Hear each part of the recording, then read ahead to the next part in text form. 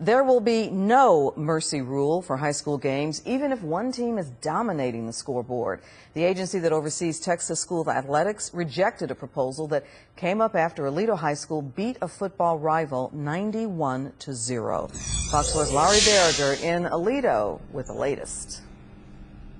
Well, Clarice, there is a mercy rule for high school baseball and also for six-man football, but this is a rule that would have changed things for 11-man football, and it's started the conversation because of a game that happened right here at Aledo's high school stadium. The outcome of that game made national news, and as you mentioned, the Bearcats slaughtered Fort Worth Western Hills 91-0. Aledo's superintendent, Dr. Derek City, told me that coaches did everything they could to keep from running up the score in that game last October, playing their third and fourth string players, allowing the clock to run when they were on offense, but still wound up with a lopsided score and an accusation of bullying by a parent from Western Hills. Tarrant County Sheriff Dee Anderson has coached, or rather has refereed, high school and college football for more than 30 years. He says there are strong arguments both for and against a mercy rule, but he sees why football's overseeing agency may not ever make that change.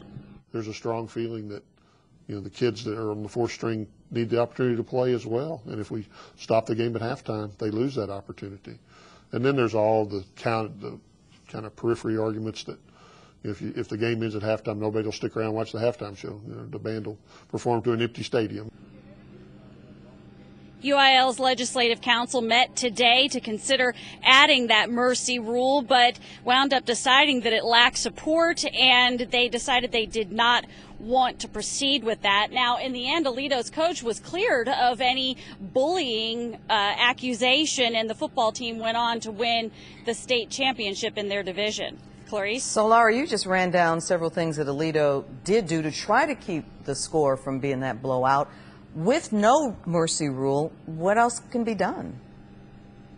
Well, I asked that of the superintendent today, and he told me that the UIL already does it. Every couple of years, they go through and they look at whether they need to make changes to the scheduling and which divisions the teams are in. And so that has already happened for Aledo. They moved up from 4A to 5A, and that's something that he said will put them in a more competitive league and should help to keep these lopsided games from happening in the future. All right, Laurie Berger live in Aledo. Thank you.